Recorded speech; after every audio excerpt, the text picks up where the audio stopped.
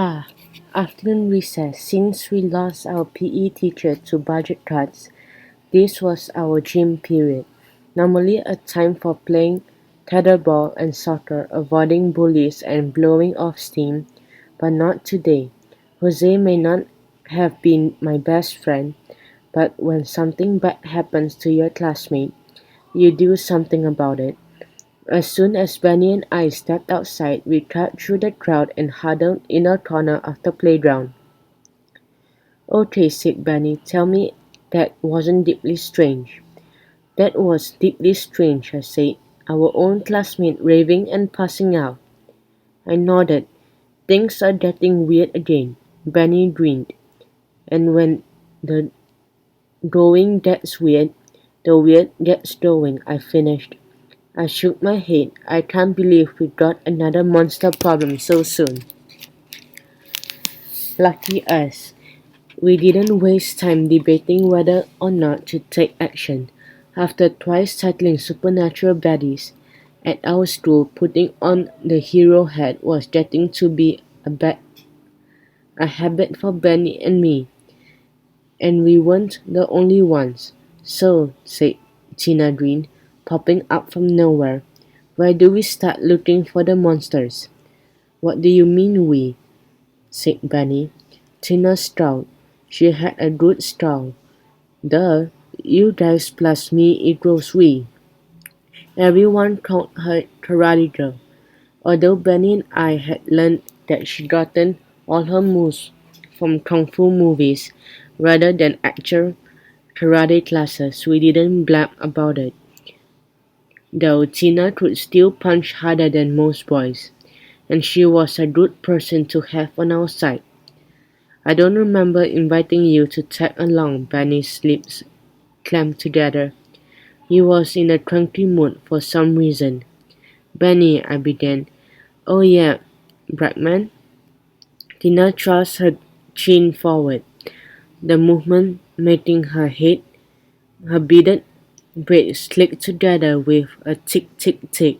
"And I don't recall you complaining when I helped you guys take down the alpha hyena."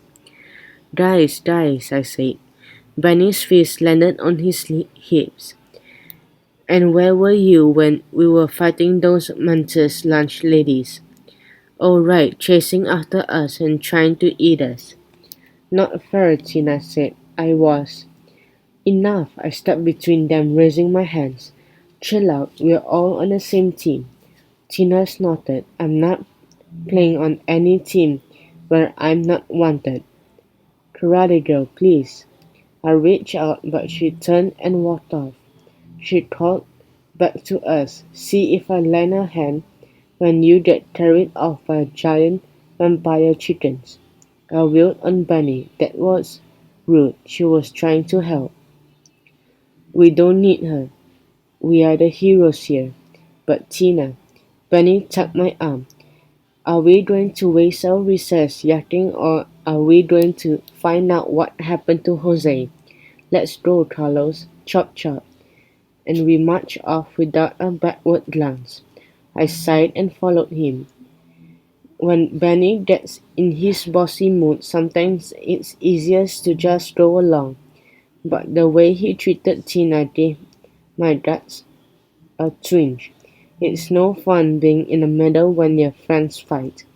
After asking around, Benny and I learned that Jose was last seen at lunchtime near the portables. I've always wondered why they call those big temporary classrooms portables. They're about as portable as a beach blue whale. The classrooms would have been locked at lunchtime. So we knew Jose hadn't been inside. We circled around the building searching for clues. Benny and I prowled over the ground like my dog Zappo when he's hunting for a dropped tortilla chip. "What exactly are we looking for?" I said. Benny flapped a hand vaguely. "Anything suspicious. We'll know when we see it." Hands on knees, I squinted down at some torn candy wrappers. Suspicious only if some kid had managed to save his Halloween candy for another month. That supernatural self-control. Suddenly, out of nowhere, a spiked stick lands down and speared the trash. I gave an involuntary cry, tumbling backwards. Were we under attack? Dude, said a familiar raspy voice. I relaxed. It was the head custodian, Mr. Malibu Decker, known to most kids as Mr. Bill. He looked like a cross between a blonde Wookiee and an unmade babe. Just then he was on trash patrol. Hey, Mr. Bill, I said. Did you hear about Jose? He nodded his shaggy head. Major bummer, dude. He's in the hospital and they're saying he's in a coma. A coma? Benny and I traded a wide-eyed look. This had gotten serious. We're trying to figure out what happened to him, said Benny. And this is the last place he was seen before he flipped out, I added. Any idea what happened, what might have caused it? Mr. Booth scratched his head, scrunching up his face. Some dudes are allergic to bees and stuff. Maybe he got stung by a bee or bitten by a spider. The only things Jose allergic to are peanut butter and homework, said Benny. The lanky custodian planted his stick and leaned on it. I hear you on that. It's like Michael Jackson said, beat it, no one wants to eat a peanut. Right, I said, but Jose just gets a rash and a running nose from a peanut butter. I've never heard of it putting someone into a coma. It's a mystery, all right, Mr. Boo agreed. And here's another one. Look at what I spotted. He lifted his stick and pointed it at some tracks in the mud. What's this, itty-bitty puddles? Said Benny, who wasn't the outdooriest guys around. Animal tracks? I guessed. Mr. Boo nodded. Feral cats. What are Will Ferrell's pet doing here? Said Benny. Feral means wild, said Mr. Boo. And these cats are pretty big ones by the look of it. Yes, so? Benny tapped his foot. The janitor looked hurt. You dudes like weirdness. I thought you'd be interested. I don't think a kitty is what we're after, said Benny, unless cat allergies put Jose in a coma. Doubtful, said Mr. Bill. We're looking something really unusual. I said Jose was raving about monsters just before he fainted. Seen any monsters around?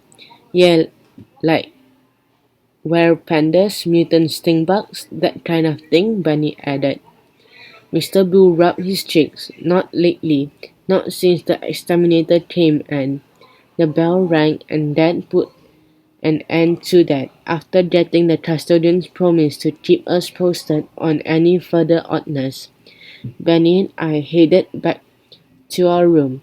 You know, I said, mystery solving would be a lot easier without all these pesky classes. Tell me about it, said Benny. After all, it's not like we ever learn anything important in the classroom. There should be some kind of smartphone app that warns us when we say something boneheaded, because I didn't know it yet.